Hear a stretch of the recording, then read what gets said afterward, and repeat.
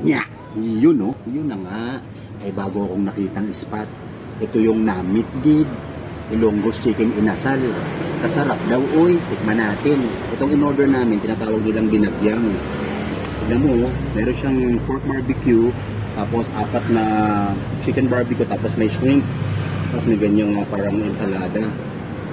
Tapos java rice na rin. So, pang-apat na tao, kasya to. Tapos ang halaga lang nito is 700. Tapos kung mag-chipping-chipping kayo, hindi mabigat. Tignan natin itong barbecue nila. Itong namit, ibig sabihin daw niya, Namit Gid, masarap. Ako nagugas na ako ng kamay. Sarap. Ito rin yung number 1 nilang. Number 1 nila sa Iloilo na chicken inasal.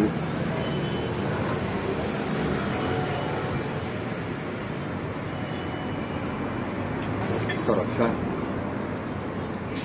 With buttered shrimp. Sarap.